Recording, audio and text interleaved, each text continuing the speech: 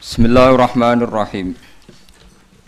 Al-maqalatu ats-tsaminata asyarat. Utai makalah kang kaping 18 iku qala Nabi sallallahu alaihi wasallam. Dawe Kanjeng Nabi inna fi jam'il mali khamsata asya'a. Inna mali sak temene ing pola donya khamsata asya'a ana 5 pira-pira perkara. Ati sing pira-pira sifat al-mazmum kang den wada utawa kang hina. Ada 5 bagi orang yang mengumpulkan harta. Siji al-anak iku repot. Di manane anak repot. Ayu dilata tegese dadi ino. Wa husulal masyaqqati lan hasile kerepotan. Fi jamihi ing dalam ngumpulno donya. Wa syughla lan dadi sibuk tersibukkan ang zikrillah Allah taala bi islahi kelawan namen nata donya. Ilmani tegese nata donya. Wal khaufa lan sibuk wedi min salibihi saking wong sing iso mbredel donyane. Aya akhidihi tegese ngalap donyane bil qahri lan muksa bil ikhtilasi ta kelan nyolong. Wasarikihi lan njaga takut mergo kuwatir sangka sing nyolong donya. Akhidihi tegese sing ngalap mal khufyatan kelan samar. Khufya te khufya sami. Wahtimal asmil bakhili lan nanggung nama medhit li nafsi maring awak dhewe wong. Di wong ngumpul donya terus gak tau sedekah kudu siap dicap napa medhit. Wa mufaraqata sholihina lan kudu siap pisah mbek wong saleh-saleh min ajlihi krana arah donya min ajli khidmatil mali tegese sanging arah ngidmati donya.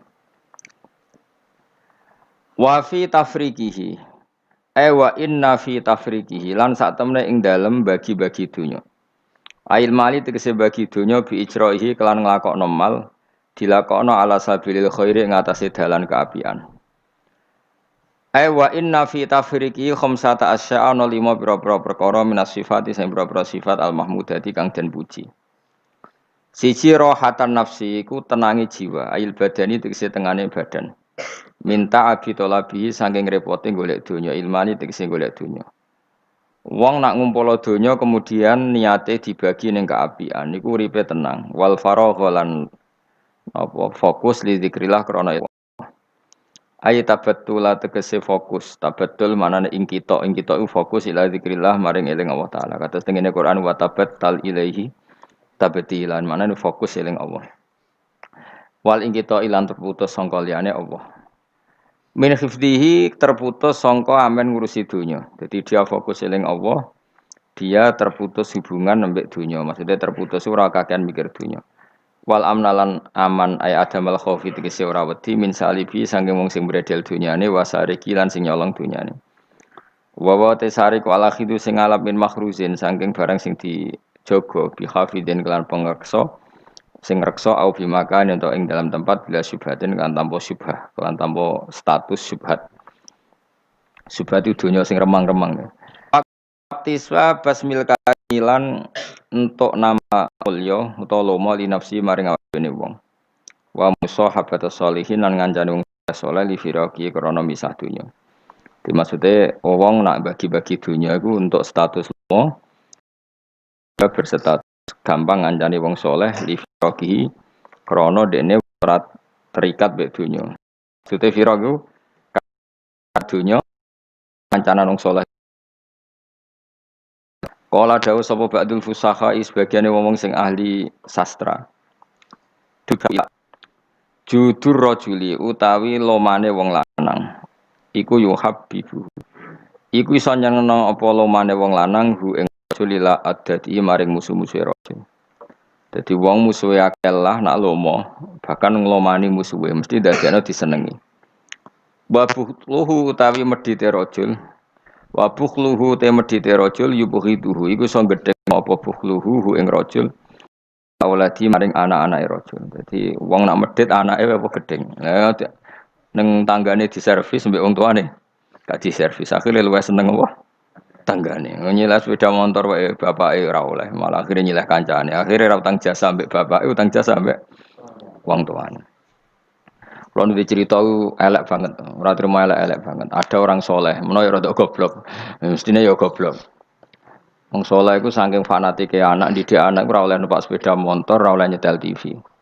Sehingga cerita wong soleh itu tuwek Sepuh-sepuh meh mati nu sowan kula, mbek nangis. Anak iku ilang atau tentangeran mending di pokok irang.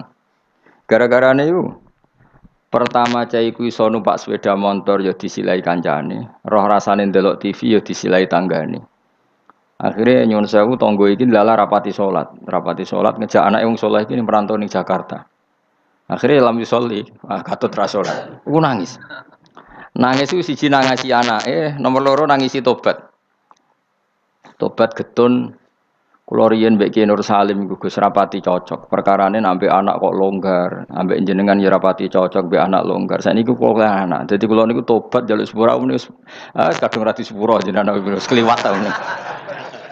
Mergo terus tak omongi, bapak kula niku luweh di perhitungan timbang jenengan. Jadi tadi ya bener anak rawapati oleh delok TV ku apik, tapi problemnya ketika kamu terlalu melarang, iki masalahnya bocah. Bocah ketika terlalu dilarang ndelok ning tangga. Ya nek ndelok ning tangga tok ora masalah, tapi ngrasa utang jasane. Sing dadi masalah kan ngrasa utang. Nah, ketika ngrasa utang jasa, artinya kan keinginan tangga iki luwih dituruti tinimbang bapake. Ya nek tanggane saleh, nek ora. Utawa nak terus nyimpul ngene, ternyata kelangkaane wong salat mek sing ra salat apa sing ra salat apa sing ra salat iku lomo, sing salat medhen. Nak nganti kesimpulane ngono piye? Oh parah kan, ternyata perilakune wong ra salat luwih apik timbang sing salat. Fa inna hadzal musolli sing salat iki bakhil, sing ra salat lomo. Mulane ana kiai medhit ku kiai aneh. Pomne wis medhit narjet nak pengajian yo bayaran aneh meneh malah wis super aneh malah. Mareni ngono utek-utek niku mareni. Mesti nak saleh iku sing menisan ya saleh ya lomo, minimal iku ikhlas. Nak ra iso lomo ikhlas. Dadi fair. Wong liya ya ora mbok arep-arep kowe ora kena diarep-arep wong fakir, paham ya, tapi ikhlas. Niku yang paling saya khawatirkan. Makanya kemarin pas acara 100 harinya Mbah Mun, kula bela Mbah Mun niku mati-matian termasuk yang saya bela adalah Mbah Mun itu baik sama siapa saja, termasuk mbek wong fasik. Karena tadi kalau orang fasik itu utang jasa sampai wong soleh, setidaknya kepengen niru wong soleh. Tapi nak wong fasik hanya punya utang jasa sampai wong fasik, dia akan selalu terikat sama orang fasik. Misalnya ketemu koncone fasik disangoni, ketemu koncone fasik ditraktir, pas ketemu wong soleh disinisi. Akhirnya wong soleh dendam, sampai wong fasik tertarik kan. Makanya saya punya hadis untuk makalah itu.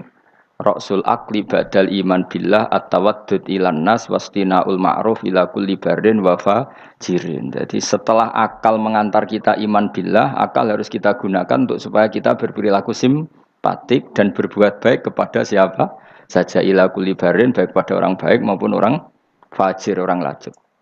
Logikanya tadi, misalnya Zaid itu fajir, ketemu tambahannya fajir ditraktir, dikeimangan, ketemu soleh di sini sih. Dia nggak mungkin tertanam simpatik sama orang soleh karena kenangannya buruk.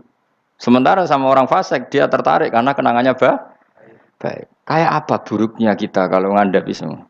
Mengenai sak rokok wong soleh-soleh itu ya apian kabeh. Bapak mbok sapa gak apik. Mbah Mun gak apik. Kita tahu dulu Gus Dur mbek sapa ya sawante ya. Karena tadi ada filosofinya, seperti itu ada ilmunya. Tapi ya ana wong sing ilmune iku mok duke wong apik, wong elek apik kurang penggawean ya wis ilmune lagi tok kono ya apik wae pancen ngajine lagi tok kono. Kapan-kapan diulang meneh. Ditambahi ilmu ya paham. Tapi mau cerita kira usah tersinggung. Mergo ilmu ya tok kono. Lah ya iku tak naikno kelas. Maksudnya iku nangis anak ilang mergo lam yusolli wa lam yasum. Kedua yang ngrasa dosa mbek bapak, terutama mbek bapak karena dia orang sepuh. Ya Nur Salim anak tujuh. Saya itu masih ingat betul. Zaman rumusum wong di TV niku kiai pertama di TV nak sarang Mbah Mun nak narukan bapak. Mbah Mun nak TV yo ora isen, kadang lawange dibuka. Tamu yo ora nak Mbah Mun ning ngali TV. Pas iku kiai ndelok TV ku JF. Mbah Mun santai. Lawange dibuka ndelok TV. Dulu ya kiai do eskal cuma wong alim biasa lah do rawani kan biasa kan sing melanggar wong alim kan do rawani. Ya gremeng ya akhirnya dadine gremeng. Biasa wong soleh kan tukang gremeng biasa. Tapi orang itu akhirnya sadar karena tadi dia gak diperhitungkan. Ini bocah itu ya selawase bocah. Ketika dikekang delok TV ini wong tuane malah delok ning tonggo. Yang parah adalah dia merasa utang jasa ya mbek tonggo. Pertama numpak sepeda motor ya disilai temannya. Akhirnya koncone iku wayahe umur kerja katut. Karena di rumahnya dia koyo neraka, ora tau dikek dhuwit sebelah ikon ngaji. Servisnya kurang kok. Perintahnya banyak. Wong tentara wis digaji. Satpamnya digaji. Jadi kan kon ngaji terus tanpa gaji. Lan kula ambek anakku semua yang pun. Lho anak kula turut digugah biasa nganti sakniki. Memang itu ajaran saya. Istri saya itu kan keluarga Sidogiri itu dulu eskal. Zaman Bi Haji Alid Hasan itu anggar bete juk dhuwit kula turulah digugah. Memang saya perintahkan. Dulu ya eskal istri saya, tapi tak terangno. Orang paling harus terganggu oleh anaknya itu orang tuanya.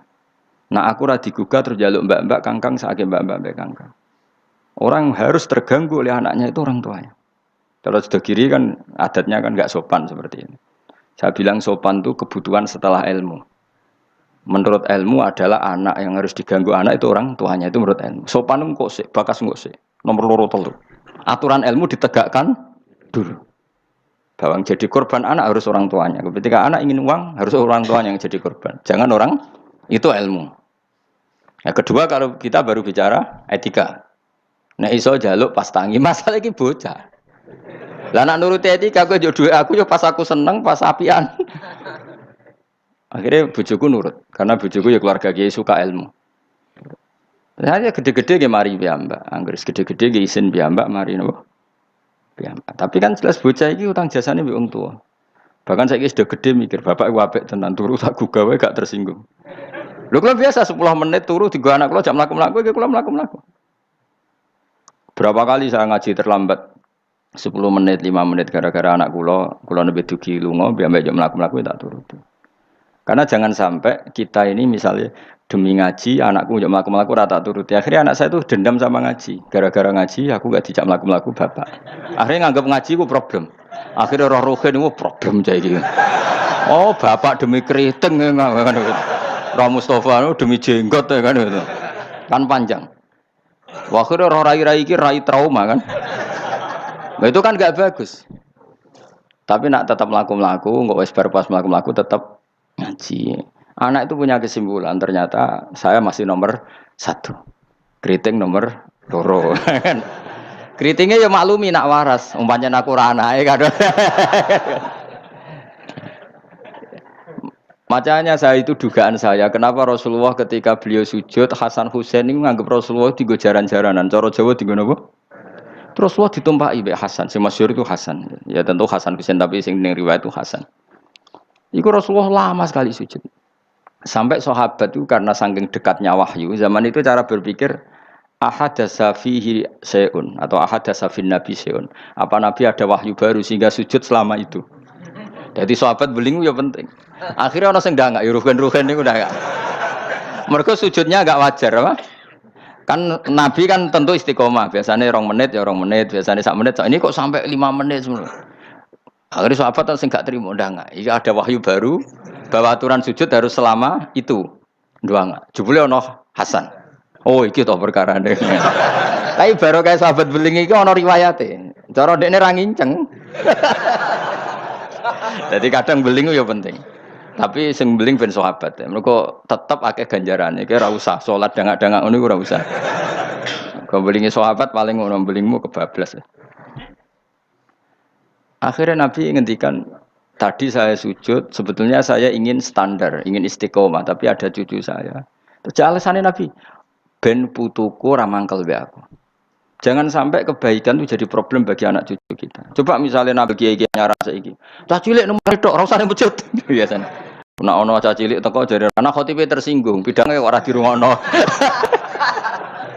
Dia momen jadi khotib kan iku kok diganggu apa? Biasanya sing ngamuk khotibe. Dulu pernah beberapa masjid itu kayak pengumuman anak kecil kan. Iku sing nglawan kula tangan tidarku. Ben dolanan nang masjid. Dolanan germa malah kowe sampe bingung. Ngrame ya banyak ganggu wong khotbah, gak penting syarat rukun. Secara aku niku wis ora penting, penting wis. Kula Jumatan ora tau meneliti ngono. Tapi yang saya pastikan gini ya, secara ilmu itu muqaddam alal adab. Ilmu itu harus didahulukan alal adab. Ada hal-hal tertentu yang menang adab, tapi yang ilmu yang tidak wajib. Tapi ilmu fardhu ain pasti menang ilmu. Jadi ya mau tadi misalnya, akhirnya anak kula nggih biasa gugah kula, nganti saiki nggih biasa. Sing terutama sing alit, sing gede nggih isin dhewe. Karena tadi bojo kula tak omongi ngono, nek ape lunga tadi kepentingan harus gugah saya ya gugah. Yang harus diganggu seorang istri adalah suaminya. Supaya aturan main itu jelas. Loh, mbak dalam saya aja berani gugah saya karena tak atur mbak dalam saya yang bagian ibu tak kayak kaidah kali ibu gerah saya di rumah gugah totok omah. Jika supir kula ya wani. Karena itu kaidah. Jangan sampai misalnya ibu gerah jam setengah dua karena etika nunggu Gus Bak wungu misalnya. Itu kan parah terus akhirnya sampai subuh. Jadi ilmu itu harus muqaddam apa? Bahwa ibu itu segala-galanya. Sampai sekarang saya beberapa kali setengah dua ditotok mbak dalam atau kang dalam Gus ibu gerah gini. Saya bangun langsung bawa ke rumah sakit atau gimana. Etika itu badal ilm. Jadi ketentuan ilmu itu nomor satu. Iya, gue cukup anak iki kok delok TV itu rasa etika sebenarnya. Tapi mesti mbok pikir gak delok ning omah tapi delok ning tangga. Apik diganggu wong tuane mek ganggu tanggane. Lho ganggu tangga misale ngono, tapi tanggane seneng. Misale wong ibu-ibu kok pendelok angling darmu, anak ndelok teletabis, ya kan ora sambung. Tetep ganggu. Ibu-ibu ada selera enggak misalnya? Misalnya kau mendelok sinetron, anak mendelok teletabis misalnya. Ayo, Mustafa delok film ISIS misalnya. Ya kan jenenge wong kan selerane beda-beda. Nak roken delok bolot misalnya kan. Aku wong aku es kiai, kecelok wong alim. Misalnya aku delok TV nganti saiki ya mak lampir. Mergo ora mikir, aku pokoke seneng delok TV ora mikir. Bojoku ya eskal. Nah, cawe itu kan seneng delok film wong ayu-ayu, mergo delok penampilan iso. Nah, aku seneng delok mak lampir, Angking Darmo sing lucu-lucu, sing mokal dadi karwan ra tak pikir ngono. Mergo aku tahu dikeluwi kiai delok sinetron, ana pemeran sebagai ustad. Terus ustad iku fatwa ning TV dipikir ndak tenan fatwa iku. Lha sinetron kok mbok pikir. Sing merano ustad iku. Ya sing merano ustad kan kadang fatwa gitu. Lah kiai iki delok tersiksa mbek fatwa ustad iku. Berarti kan ulun tersiksa Gus mbek fatwa ustad ning TV. Ustad sapa? Pemeran ustad tersiksa. Lah nama lampir kan gak mungkin dia mikir fatwane mak lampir. Tapi setan wis setruk. Kok ngenteni ngekek was-was aku coba tak tinggal delok mak lampir. Aku ngerti kok setan wae was-was aku ngerti. Tinggal ada mangkel ya. Pemene setan ning gambar iku luwih ngeri. Dadi setan jangan kurang ajar tenan. Jadi orang-orang alim itu diridu. Termasuk koyo Mustafa Kabeh lah sing ngaji ning kene kabeh. Cara zaman akhir sing alim tak sebut ngalim. Jadi misalnya ke sholat itu kadang setan ngridung ini, kue sholat ora mesti ditampa pangeran. Terus kita kadang menyesali masa lalu, sholatku, posoku ora mesti ditampa pangeran. Iku setan, ngridung niku setan. Kue kudu mbok lawan, ditampa ora ditampa itu kenangan terbaik saya sebagai hamba pernah sujud, pernah sholat, titik. Kayak apa buruknya kita ketemu Allah ora tahu sholat, ora tahu sujud. Wes ora ditampa lah. Lah aku malah tak lawan kadang setan, beneran ora ditampa. Pek kowe ngono salat gua. Mungkin ora tau salat, pek-pek salat gua. Karena setan mau kepinginnya supaya orang menyesali atas kesalahan di masa lalu. Kayak apa? Lu tahu soleh kok getun. Tugale kok ngene lho contoh ning fisik, aku ngrumat cah yatim secara ikhlas. Mulai cilik bareng gede kuliah dadi wong lali aku. Bareng lali aku terus aku getun ngrumat cah iku ternyata gak bales jasa. Lu kamu ngrumat dia secara ikhlas itu dadekno ana wa kafilul yatim kahateni fil jannah. Kok malah kowe saiki dadi murahan arep-arep dibales jasa hanya karena tamak kamu, anak yang kamu rumat sekarang jadi menteri misalnya. Cek goblok. Ikhlas kamu itu janjine swarga, tamak kamu iku setan. Kancanan sih seringnya ngono, kancanan pondok ikhlas melarat ikhlas bareng kancane sugih utang ra oleh. Udah asal dhisik kanca aku saiki kok medhit mbek aku. Itu tidak perlu seperti itu. Masa lalu kita yang ikhlas itu masa lalu yang luar biasa. Nah, tapi setan kepengen batalno ikhlas di masa lalu. Makanya di Ikhya itu setan saking kurang ajar. Ikhlas yang kliwat itu udah adik. Nah, zaman kue goblok kan mesti ikhlas loh. Nah, cara Mbah Mun guyonane santri mbek kiai ku ikhlas santri. Mergo santri ku nyucup kiai sapa ikhlas. Bareng dadi kiai pikir-pikir ini rival ini ora kan. Dise asal kiai dicucup zaman santri ya ta. Bareng dadi kiai, rival, iki rapati alim iso. Ikhlas dia ya. Kelakuanem lha apik endi kan. Gamane kok angel temen nerangno. Ayo kelakuanem apik endi zaman mondok wis saiki. Ning bab iku lho. Ah ya, boleh iki sing ngomong iki lho. Apik zaman mondok. Wis dadi kiai mikir kan. Mau nasroki politik Mustafa wah serem menarik cara dia. Jadi nah, kalau ada setan seperti itu tinggal dulu mak lampir. Lho kula lah sering diridu setan. Sampai kadang kula saking ekstrim ya, meneh nek kuwetan sing ngandani. Umpama Jibril ngandani aku, nek aku ahli neraka, iku tetep aku sujud mbek pangeran. Mergo kelazimane kawula iku ya sujud mbek pangeran. Titik. Meskipun Jibril ora ngalah ngabari ngono, iku ora kowe ya. Cuma nggo nglawan setan harus pakai nama besar. Jadi setan itu jangan kurang ajar tenan. Jadi barang sing wis kliwat itu udah makanya disebut alladzi yuwaswisu fi sudurin nas. Maka ada ulama yang sampai cara ngendikan gini. Allah itu ketika melawan santet itu hanya dengan sifatnya. Qul a'udzu birabbil falak hanya dengan sifat satu, birabbil falak. Langsung min syarri ma khalaq wa min syarri ghasikin idza waqab wa min syarri nafatsati fil 'uqad. Jadi untuk melawan santet Allah itu hanya menceritakan satu sifat kedikjayaannya yaitu birabbil falak. Tapi ketika Allah untuk melawan waswas itu Allah cerita tiga sifatnya. Qul a'udzu birabbin nas, malikin nas, ilahin nas, min syarril waswasil khannas. Jadi sampai Allah menceritakan tiga kekuatan sifatnya untuk melawan waswas. Itu betapa seriusnya waswas. Sampai Allah untuk melawan itu menceritakan tiga sifatnya. Karena betapa bahayanya waswas. Waswas itu apa? Alladzi yuwaswisu fi sudurin nas. Jika aku ini misalnya ngaji mbek Ruhin Mustafa mbek kabeh tak rewangi ngaji ngene ya perlakuane ngene-ngene wae iku setan kan. Mulane kita senengi terus Mustafa bar. Senajan tahu yo ngerti arah prospek. Yo rasa nganti sok beno ya ora prospek. Kok saiki nganti sok beno ora. Lah malah bayanganku nganti ning akhirat yo ngel-ngel aku yakin. Wah aku bayangno rai-rai ngene iki nganti ning akhirat tuh yo. Cara aku mlebu swarga langsung mbek pangeran disalah lah yo hak mentalamu lho. Terus prospeknya ning ndi jajal kancanan. Tapi piye-piye perintahnya pangeran. Iki umatnya Rasulullah, umatnya Kanjeng Nabi. Perintahnya pangeran rumat hak umatnya Nabi. Aku gak oleh. Gutun ngurmat umatnya Kanjeng Nabi Muhammad jebule gak pros. Wah itu kayak apa tersinggungnya Kanjeng Nabi. Mana kula wis happy, mulang ning ndi kula happy. Kula mulang mling goblok setengah goblok sampai setengah kiai. Setengah wong bingung wis tak ulangi kabeh. Piye-piye statusnya umatnya Kanjeng Nabi Muhammad sallallahu alaihi wasallam. Kalau pernah di satu forum mulang wong alim tok ya tahu. Ya menawa mbek ngetes barang macam-macam ngene ate ya ora roh.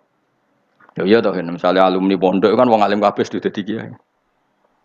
Mbah Mun saking senenge kula sering kan mulang teng alumni. Mbah Mun teng dalem tak takon cadel. Ini Mbah Mun apa? Delok Gus teng video. Guyu wah repot ya. Aku ya pede wae. Mergo kok aku ngene pikiran, aku ra pede tambah keliru tambah repot. Santai.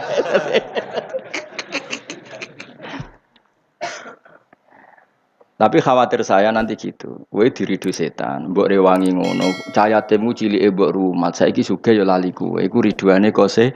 Mestinya mbok jawab, itu kenangan terbaik saya tahu derekno perintah Rasulullah sallallahu alaihi wasallam kon rumat cah yatim. Lah arep-arep dibales jasa iku keinginane setan. Jadi rumat cah yatim ki nuruti perintah Rasulullah, tomak iku perintah setan. Berarti setan harus kamu lawan. Iku min syarril waswasil khannas. Jadi sudah. Malah cara aku beneran, cara aku dadi wali. Menawa ya wali menawa. Pokoke cara aku nganggo pikiran wali lah ben berapati dihasuti wong. Cara aku nganggo pikirane wali, ngrumat Mustofa Ruhin dadi sugih lali aku malah seneng. Ben ganjaranku utuh. Nak diwales dadak kalong. Nggih mboten cara aku nganggo pikirane wali. Senajan to iku ora mungkin Mustofa bales aku ya ora mungkin. Umpama ya. Ujug-ujug Mustofa sugih di Ferrari. Ya mohal mestinya, tapi iki umpama. Terus mending ngene, wah Gus, kula mau goblok jenengan pinter melarat jenengan sugih numpun Ferrari iki tek. Mosok wong jenggoten numpak Ferrari misalnya. Kan bid'ah. Mustofa maksudnya sing tak gojok Mustofa. Ora wong jenggoten liyane ora Mustofa. Tetep aku cara nganggo pikiran wali gak seneng. Gak senengku kuwatirku iku dadi walese ngumulangku selama ini. Tidak Mustofa atau lali numpak Ferrari ngwalor ngidul lali. Aku kan malah apik. Malah apik perkarane aku ora diwales. Cuma aku ya ndonga muga-muga gelem ngaji meneh. Saiki malah ngegang ning mall numpak Ferrari. Senajan itu mokal ke bayangno ora mokal. Wonge jenggoten khusuk ngene terus ngono mokal gak? Tapi tetep mungkin lho pangeran. Tapi nek iso ya aja. Wis khusuk ngene kok. Aja Mas. Lho kan nek gelem tak dongakno, dongaku. Dongaku mandi, yakin mandi. Pokoke aku donga sing aneh-aneh ku mandi mesti. Gelem ora? Nek gelem tak dongakno saiki. Mosok sampeyan akeh ngamini gak mandi.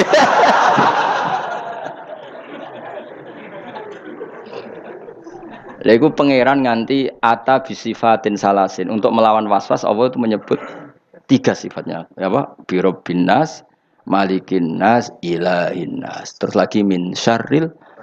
Lho kok ambek bojo ki ngoten. Nak ambek kecewa ambek bojo, ambek anak, ambek tangga, mesti ya diridu ngoten. Tapi anggar kula balekno niki bojo kula. Jenengan merintahkan wa asyiruna bil ma'ruf. Berarti ngapiki bojo ku perintahe jenengan. Kadang ngamuk muring-muring perintah setan. Mereka ujung-ujungnya nuruti harga diri. Tapi muamalah bil ma'ruf itu perintah jenengan. Gusti kula dhisikno jenengan timbang perintah nafsu. Kula mbek jenengan nuruti nafsu yo ngono. Mulang ngene iki prospeke opo? Nuruti nafsu.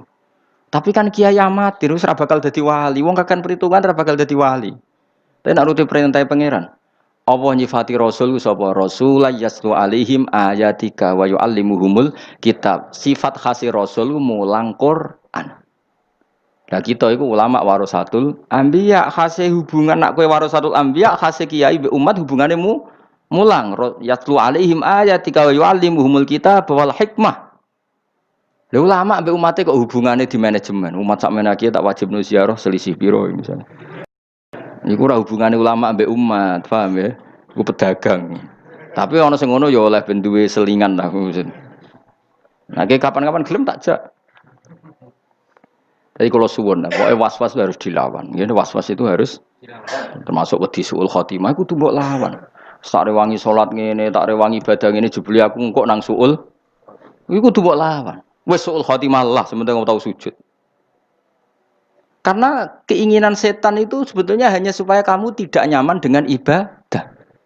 Tapi kalau ketakutan suul khotimah kamu menjadikan kamu sopan sama orang lain, menjadikan kamu tawadhu, gak apa-apa. Itu berarti sangka malah malaikat. Karena ketakutan suul khotimah berakibat takzim atau sopan kepada orang lain. Itu bagus. Berarti kan tambah tawadhu.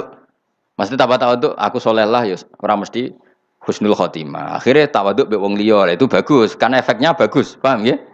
Tapi nak terus gak nyaman dengan ibadah kamu di masa lalu karena takut tetap suul. Wah itu setan-setan amoh, yakin sih. Kudu mbok lawan. Wes aku suul khotimah lah, tetap aku bangga dadi kawulane Allah. Tau ning donya sujud, tau ning donya maca tasbih, tau maca selawat ning Rasulullah sallallahu alaihi wasallam. Akhirnya setan kan mikir. Tapi akhirnya nyatane suul khotimah terus gunane apa? Gunane ya aku tau sujud mbek pangeran. Sujud kok ora roh gunane, dasar setan elek. Wong ora roh gunane sujud ngono. Dadi terangno apa? Mesti nak ketok terang.